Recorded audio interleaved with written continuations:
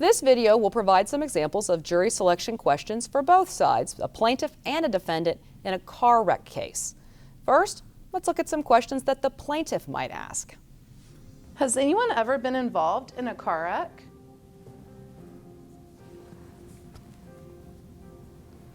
Jury number 6, were you injured in that car collision? Yeah, I dislocated my shoulder and had to have some physical therapy. Wow, I'm sorry to hear that. Who was at fault in that collision? It was the other driver who hit me from behind. Does anyone here think car repairs are too expensive or that mechanics charge more than they should?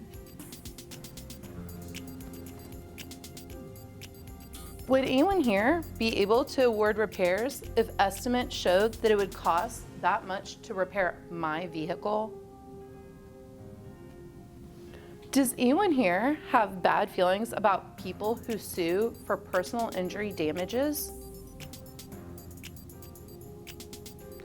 Juror number 16, can you tell me more about that? I've been sued for personal injury damages before. It was a total bogus case, but it cost me a lot of money to defend, and I have really hard feelings about that. But if you were shown medical evidence of bills, would you still feel that way? I think I would. I don't believe in personal injuries. Does anyone here agree that someone driving on the road should have a valid driver's license? And now, let's take a look at some questions the defendant might ask. Do any of y'all agree that there could be more than one person at fault in a car wreck? Juror number 22. Can you tell me a little more about that? I feel like two people that might be driving on the road could be ignoring the rules of the road, and they're not paying attention to each other, then they could both be at fault for a collision. So if people aren't paying attention, I don't want to put words in your mouth, but what I heard from you is that if two people aren't paying attention and there's an accident, that would be a point where both of them are responsible, right? Yes. Okay. Juror number 2, do you agree with that? Yeah, that's right. Now, has that ever happened to you in a case? I guess not to me, but I saw a situation where two people went too fast at a four-way stop. It was someone else's turn. So tell us a little more about that. What happened in that collision? Well, those two cars ran into each other in the intersection, but it seemed to me like both of them were wrong because they both ran the stop signs. If both people acted badly in a car wreck, do you think each person should pay for their own damage? Juror number 21. Tell me a little more about that. I think it depends on the situation itself, but if a person is going to cause some sort of damage, I think they're responsible for that kind of damage, and it's up to them to kind of pay for it.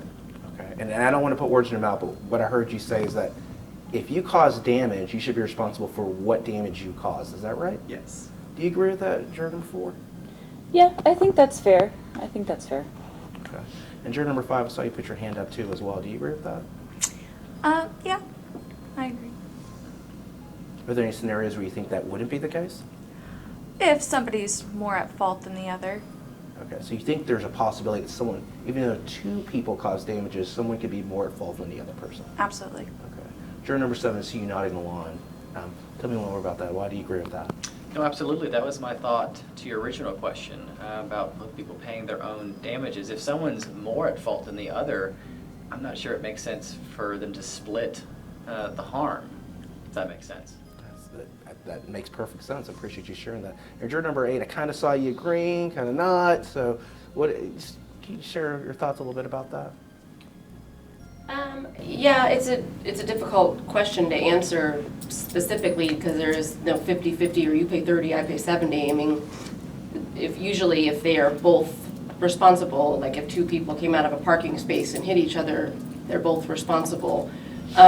So, I mean, in that situation, it seems fair. In all other situations, it seemed like one party would be more responsible than the other, and that person should pay.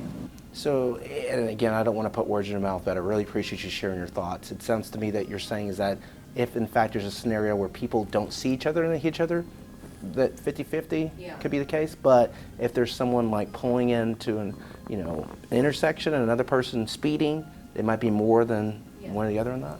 Yeah. Okay. So all of us here, when you get the summons, you're over 18. But we also all remember being young drivers. So how many of y'all here think that younger drivers are more reckless than older drivers? Well, you were quick to shoot your hand up right there, juror number 6. Can you talk more about that? I just see these teenagers flying down the road in my neighborhood every day, and they almost hit my dog, and they almost hit my kid, and they don't pay attention, and I read about it on Nextdoor, and it still happens. Okay. What do you think about that, juror number 3? When I was in high school, I hit a lot of different cars, my parents' cars, some mailboxes. I've gotten better at driving, so. Wow, when you say you've hit a lot of cars, Yeah. how many cars did you hit?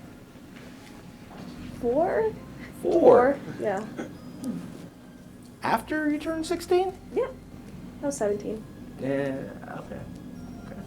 I saw juror number 22. You kind of just smile and nod with that as well. When you were young, did you happen to hit 4 or 5 cars too? I didn't hit cars, but I accidentally didn't brake on time, so I ran into the wall in a parking garage. Would you hold it against me if I was a younger driver that was involved with an accident with somebody else? I saw you sheepishly putting your hand up, juror number 4. Talk about that. Well, I mean, I was a great driver when I was younger, but I don't know about you. And I know a lot of young drivers are pretty bad. So What made you a great driver? I just paid really good attention, and I went to driver's ed. I never got a ticket. I was a really good driver. Okay. So in your experience, what would make somebody a bad driver? Driving too fast, not really paying attention. I feel like a lot of the kids driving now are more worried about looking cool than being safe. So yeah, I don't know. You might be that kind of driver. Remember, the questions in this video are just examples. You can ask any questions that you like as long as they are relevant to your case.